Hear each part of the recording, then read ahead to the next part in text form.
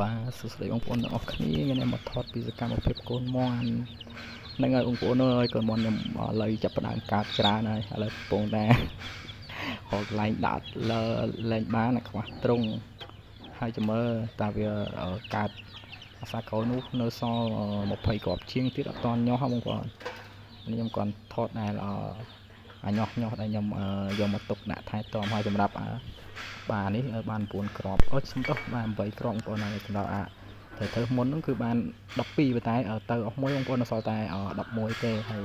អានេះបាន8គ្រាប់បន្ថែមទៀតហើយបងប្អូនហ្នឹងបងប្អូនវីដេអូនេះបង្ហាញពីទិភាពសកម្មភាពថែទាំមន់របស់ខ្ញុំអញ្ចឹងណាកូនមន់តូចទៅមកញាស់មកបាទពីច្រើនគឺខ្ញុំធ្វើអញ្ចឹងបងប្អូនគឺខ្ញុំអត់នៅជាមួយមេទេហើយណាបងប្អូន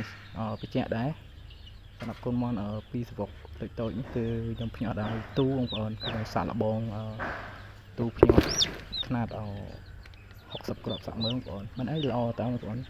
ឃើញញាស់គ្រាន់បើដែរ10គ្រាប់អីខូចមួយអីចាត់ទុកថាក្រន់បើបងប្អូន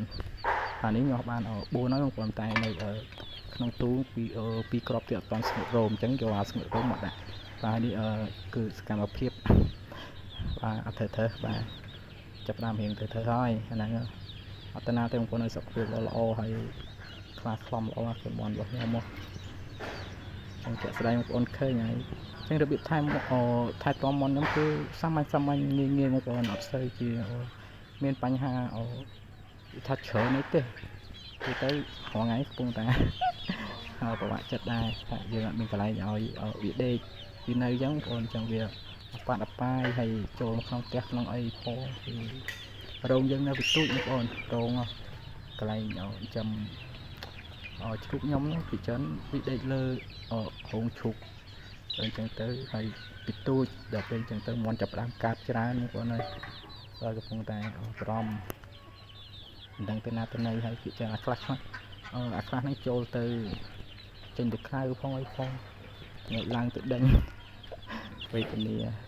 កាលពីមិនតាន់មានមន់ទេថាអត់មន់ហើយដល់ពេលមានមន់ហើយ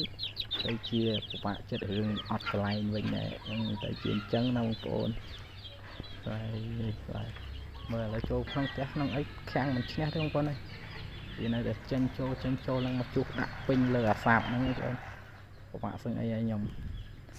ណាបងប្អូនក្នុងវីដេអូក៏មានតែប៉ុណ្្នឹងបាទអរគុណច្រើន